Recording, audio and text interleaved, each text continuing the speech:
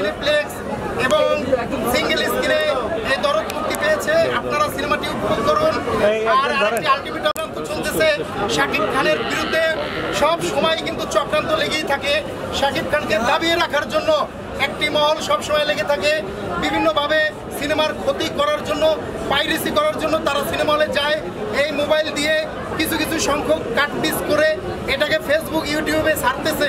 তো সেই ধরনের লোকদেরকে বলতে চাই, অলরেডি কিন্তু প্রযোজনা সংস্থা অনন্য মামুন ভাই কিন্তু টিভি অফিসে গিয়ে কিন্তু ব্যবস্থা নিয়েছেন। অলরেডি 2 জনের বিরুদ্ধে মামলাও হয়েছে। তো অতি সত্বর বলতে চাই, ভবিষ্যতে যারা এই সিনেমাটি দেখবেন আপনাদের মুঠোফোন আপনারা পকেটে রাখবেন।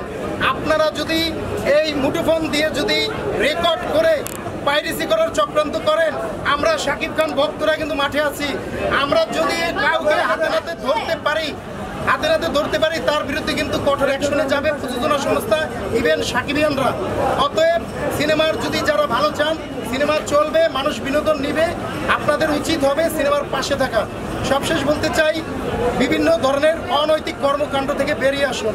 পাইরেসি যারা করতেছেন, এই ছবিটা যদি পাইরেসি হয়, এই ছবিটা যদি ব্যবসা সফল না হয়, তাহলে বাংলাদেশের চলচ্চিত্র ইন্ডাস্ট্রির জন্য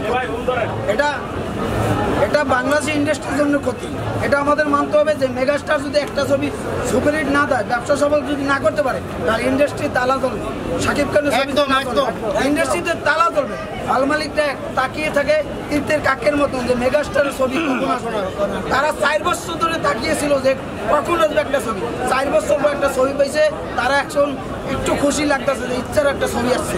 শাকিব খানের ছবি 2 ঈদে 2টা আসে, 2 ঈদে 6 মাস চলে, আর 6 মাস না খেয়েই থাকতে হয় তাদেরকে। এই 6 মাসের ঋণের যে কয়টা তলিয়ে যায়, সেই কয় টাকা আবার ওই শাকিব খানের ছবি আসলে তাদেরকে কাবার হয়, কিন্তু লাভ আর হইতেছে না। তারা কতদিন আর সিনেমা চালাবে, এটা আমাদের ভাবতে হবে। আমরা শাকিব খানের ছবি না, এটা বাংলাদেশের সবাই ছবি। যারা ছবি নাও পছন্দ করে তাদেরও ছবি এটা। ধন্যবাদ।